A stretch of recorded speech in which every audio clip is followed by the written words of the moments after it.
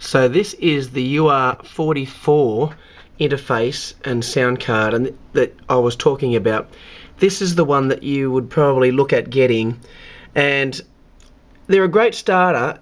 The CL1 that I was mentioning earlier is just a cut down version of this one. So you would have these four little plugs here for your microphones. In the CL1 they only have two, so it would be cut down like that. Over here you have a little switch that says 48V, which means phantom power.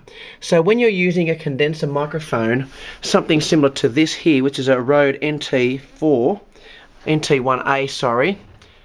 This is a Rode NT1A.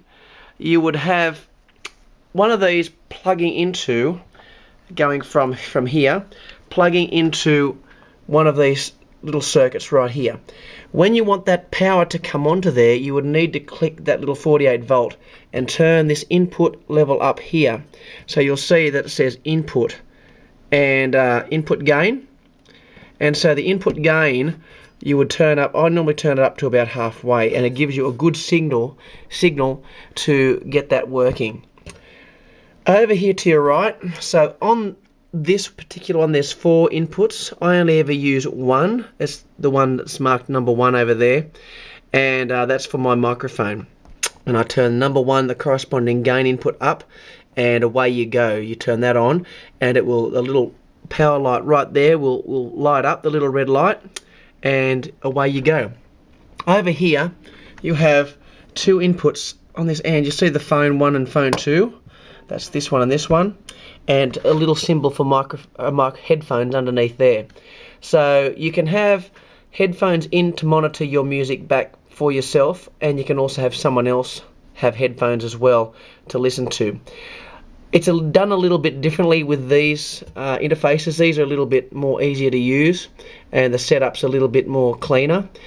With the CL1, there's only one headphone interface, and I'm going to show you how to get that monitoring feature back when you plug that into a CL1 or when you set up your CL1. There's just a simple little fix in Cubase itself, in the input and output. You route it out, and I'll show you how you do that in a later video. This here is your output. So of course your output here is how loud you want the output to be going out to your speakers. So on the back here, I'm going to turn this around now and show you. This is a real world example of how I set mine up. On the back here you've got line in and out. You've got your main right. If you look at it this way, you've got main right, left and right out. So these two plugs here are going from the little plugs that are about, now let me show you. If I turn this off, these little plugs here are stereo plugs. They've got the 2 rings on them, and they go out to your monitor speakers, which I'll show you very shortly. So I'll plug that back in and turn this back on.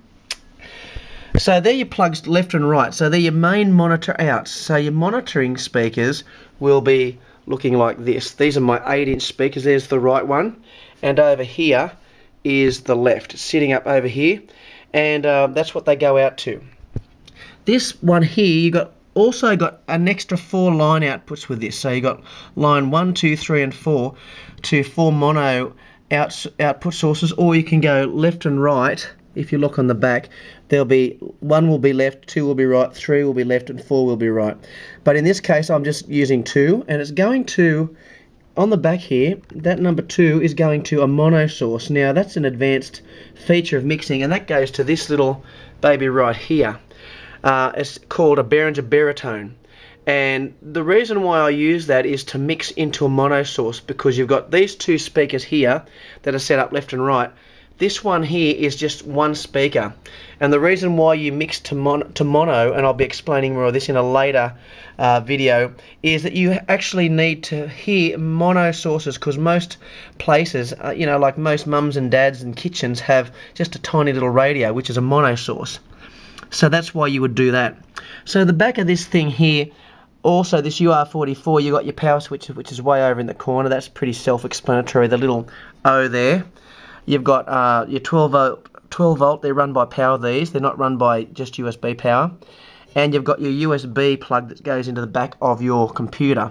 So you need power and USB to these to make them run. So that's basically how this one works, and away you go. It's basically plug and play, and I'll be showing you the software that goes with the monitoring side of this, but that's basically the UR44, and the cut down version, the UR44, you can see it right here, USB audio interface. They're 24-bit and 192 kilohertz. Don't get too caught up with the 192 kilohertz part. You can't record that high level for recording anyway. We normally only go to 96.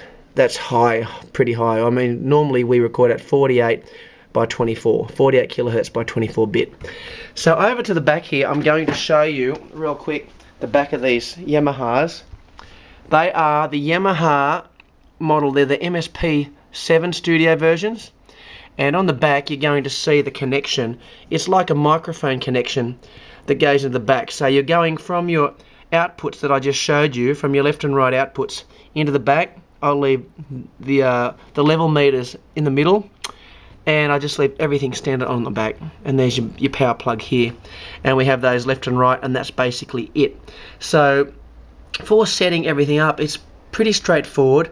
And of course, on the back of your over here, there's the back of your little sound card right there, the UR44. One of these cables will trace all the way back to the back of my computer and into one of the available USB ports, and you're set up. You're pretty much set up to go, and then that's when you start your routing. So I'm going to leave it here, and I'll catch you in the next videos.